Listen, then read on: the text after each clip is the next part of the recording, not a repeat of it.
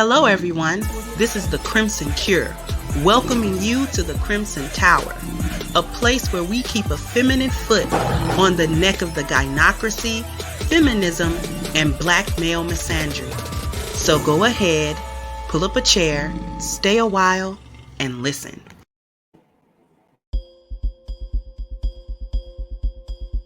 For over 2 decades, we focused on one philosophy, the 10 life values. A system that helps us examine our lives, our vision, our leadership. Our products and our services are exclusively for men, all men. The ones who teach and mentor our kids, maintain our livestock and grow our food, make and repair our products, saves us from catastrophe, and protect our nation. The 10 life values are woven into every product and service we create.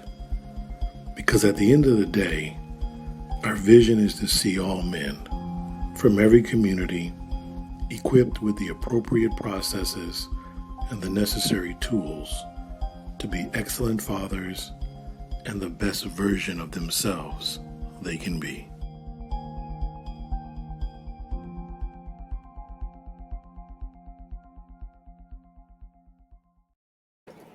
Hey there, my Crimsonites, and welcome to the Crimson Cure channel. I am your host, femininity coach, and author of the Crimson Cure, and this is my perspective. So, what are we talking about today? Hood chicks becoming good women. Can a hood chick ever become a good woman? Is that something that is restricted from her?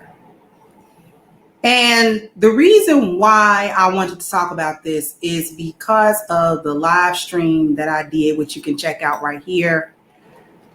And I thought a lot about that little girl in the video that I showed in that stream. And I thought about all of the challenges that she would face. If her mother is acting that way, then they are probably in a low income neighborhood. There's obviously no man that the mother is holding herself accountable to, because there is no leadership or SOS, because if there were, she wouldn't have been acting that way at all. So a little girl that grows up in that level of chaos, that level of just absolute tragedy. Can that little girl, does she have hope to grow up and become a good woman? And let me define a couple of things. When I say hood chick, I mean just that. I mean a girl that grew up in low income neighborhoods, ghettos, okay? And when I say good woman, I mean a non-gynocrat woman.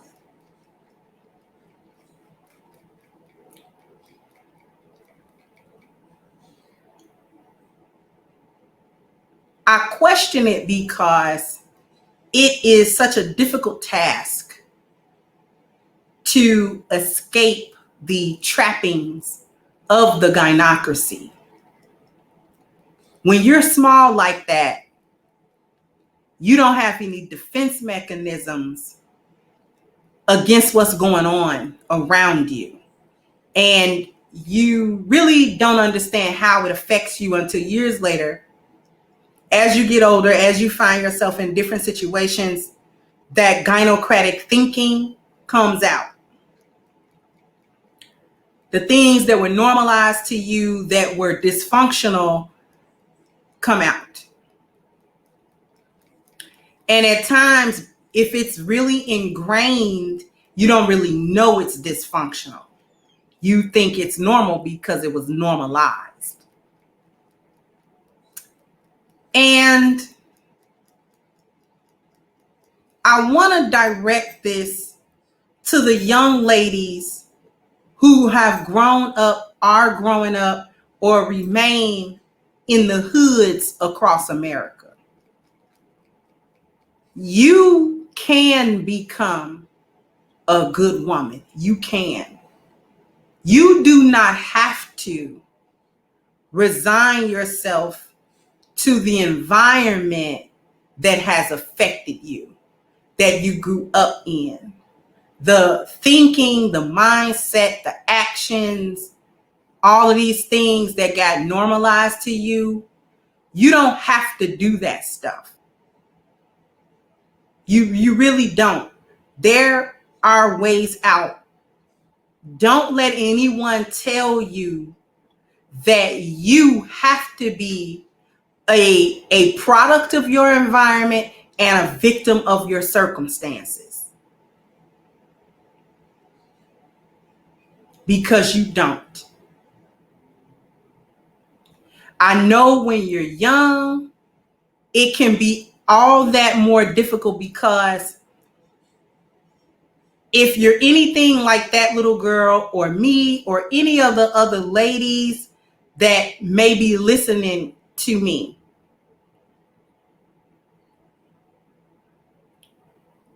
it's very difficult because these are the examples that get set before us as young girls, how to behave as women, or that it's okay to behave in these out of control ways, even as adults. And that you don't need to really expect too much of a consequence or backlash for your gynocratic activity, because it is expected of Black women to act a certain way, especially when we come from the hood. Because I was from the hood, I was expected to get pregnant in high school. I didn't do that. I was expected to run the street. I didn't do that.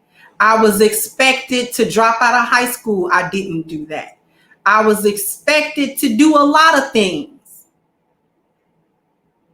that young Black girls are expected to do, because we are reared and raised in a gynocratic system.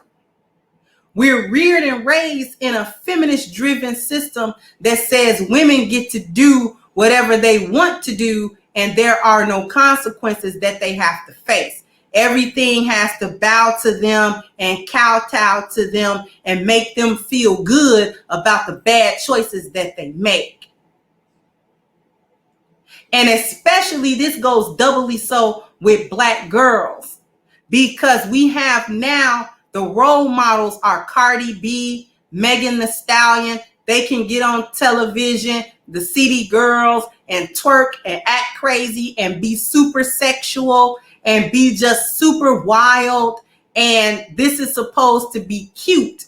This is supposed to be acceptable behavior. We're on social media. We're seeing this behavior duplicated, replicated over and over again on Instagram, on Twitter, on Facebook, and all of these other, on TikTok, all of these other various social media outlets. We are seeing this behavior of girls, young women behaving this way, and they don't expect any type of repercussion or anything. It's been a free for all. And Black girls and Black women lead the pack when it comes to this wild, outrageous behavior that our role models, so-called, even the celebrities and whatever, engage in. And they're supposed to be setting the standard, I suppose, for what Black girls are able to do, what's acceptable for us to do in public and what's not, what's an acceptable mindset for us to have and what's not. When they get people like Maxine Waters to co-sign stuff like WAP, I can understand how you as a young woman can be misguided into believing that this is actually the way to go. But I know that there's something inside of you that feels a little bit weird. It doesn't fit all the way. What if you're a girl out of the hood and you don't run the streets? What if you a girl out of the hood and you not promiscuous? You not smoking weed. You're not drinking. You're not dealing with these older guys and you still in high school and all of that type of stuff. You're not super rebellious against your family and things of that nature. What if you're just in the hood because these are the circumstances and situations that you were born into? These are your parents' decisions, not yours. Don't let the gynocracy tell you that you can't be a good woman, that that's off limits for you. There's a way out. And since I'm speaking to the young ladies, I need to be able to let you all know that there is a way. See, what you want to do first is you want to become a valuable woman. The gynocracy does not produce valuable women. Feminism does not produce valuable women. Feminism produces trash women. It produces women that only know how to offer themselves sexually to the world as a form of their value. Feminism only produces these worthless idiots that follow up behind every trend, every whim, every fantasy, that don't hold on to reality. Women that don't know who they are. Women that don't take the time out to find out what kind of person they really are, what they really need in life, what they really want in life, and how to go and get those things. Feminism produces a worthless kind of woman, but you want to be a valuable woman. You want to be a woman that has personal market value. And what is that? That is the kind of woman that is a good person. She's a trustworthy person. She's an honest person. She's a person with integrity. She's a person that when she says her, she gives her word that means something. She's a person that doesn't manipulate and lie and harm other people and deceive other people for her own gains without caring about what kind of effect that she's having. This is how you improve your personal market value, just by becoming a better person, thinking about the things that you do and say before you say them, and thinking about how it's going to affect other people and how it's going to affect you too. Your belonging market value is more so like your reputation. How do people see you? If people see you like a thought, then that's going to be the truth to them, whether you feel like it's the truth or not. Their perception is going to be reality, whether you like it or not. So you got to make sure that when you interacting with people, that you're not running around here acting like a wild animal, that you're not running around here getting mad at everybody, cussing everybody out, wanting to fight everywhere, wanting to, get loud everywhere and get rowdy everywhere. And you about that life everywhere you go. Try to be about being a woman, a young lady. Be about that life. Carrying yourself with some type of honor, so with some type of dignity, with some type of self-respect. No real lady wants to be somewhere getting into a fight. Okay? I need to look you in your eyes while I say this to you.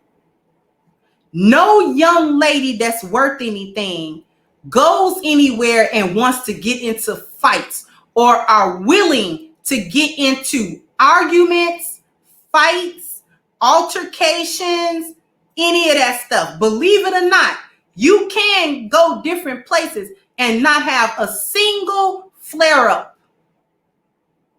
I am 43, and I do not remember the last time I had any type of altercation, really. The last time I fought, I was in grade school or high school, one of them. I wasn't an adult.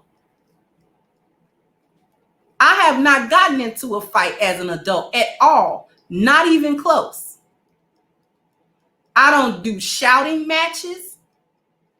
I don't go nowhere and get loud and start cursing and get mad at folk, cussing people out and loud talking people and jumping up in their faces and threatening them. And I will never do that. You'll never catch the Crimson Cure doing any of that at all, because I don't do it. Because it's not necessary to do it. You can go places, and if things aren't going right, there is a feminine, honorable way, sensible way, adult way to handle adversities, to handle when things aren't going very well, or you think that you're being treated unfairly or unjustly in some type of way. There are ways and avenues to go about standing up for your own rights without coming outside of being a lady. There's a way to do it. Your gynocratic mama get mad cussing folk out every time something go down is not the way. And you don't have to pattern after that, because that is dysfunctional and it makes everybody look at you like you crazy. And people regard you like you crazy. They look at you like you done gone crazy. They literally feel that way. Right? Let's go back. Your friendship market value. These are the people that you spend your social time around. These are the people that you call your friends. These are the people that you hang out with, that you are associated with. When people think of you, they think of your friends also. Well, oh man, when she hang out with such and such, and she be over there with so and so. And you don't want that to be like, well, she be over there with such and such. So I think bad of you because of who you hang out with, because their reputation is bad. So yours is, but you guilty by association. You don't want to be with people where you got to be guilty by association with them people. Your sexual market value.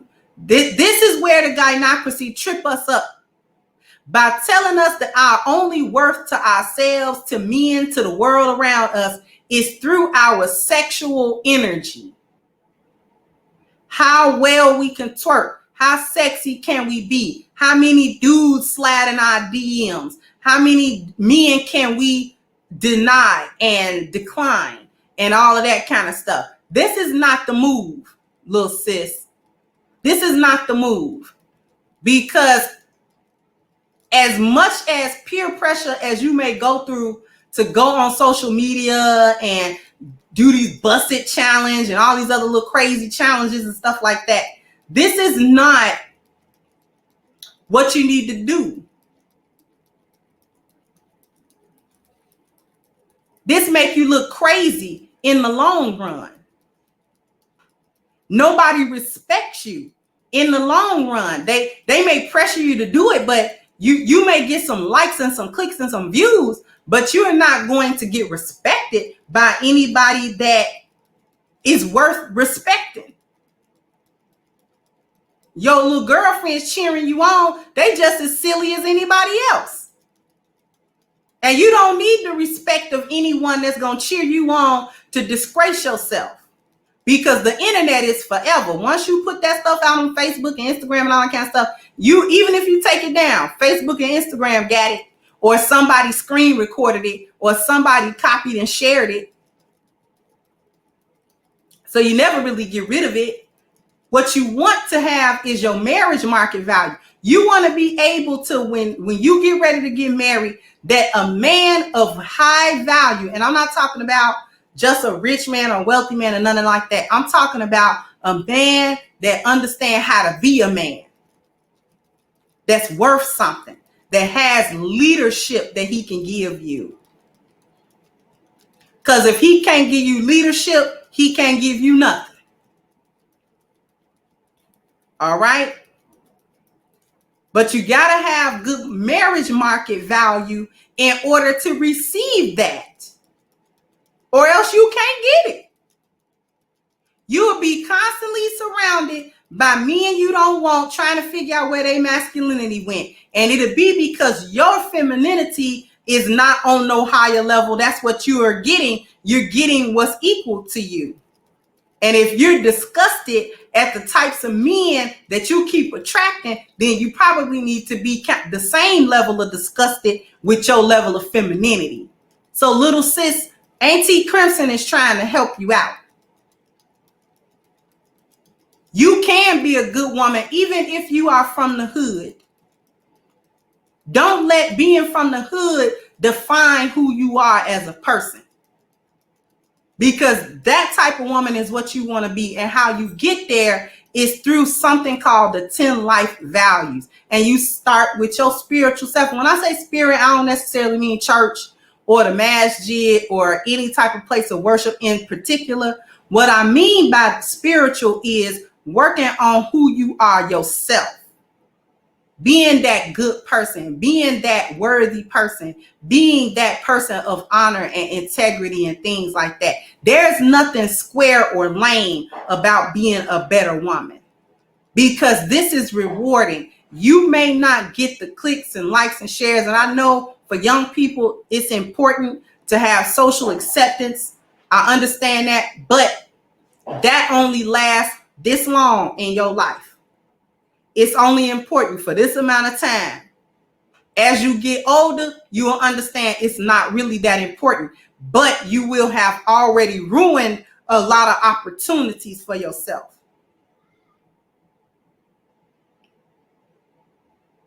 So can hood chicks become good women? Yes, they can, but you got to work on that. You have to work at that. It doesn't just happen. You're not good women just because you're women. You're not good just because you think you're good. You got to actually be good. And that takes time. That takes effort. It's easy to fall into doing things that other people are doing because you get socially accepted. But that's not going to help you in the long run in your life. That's going to hinder you. Take a look at the older women in your life and ask yourself honestly, do you want to be them women?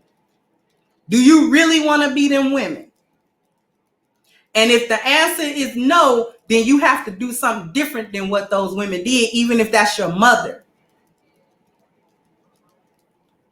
So I needed to come and let the young ladies know that you can be a good woman, being proud of coming from the hood and, you know, the block and all that kind of stuff.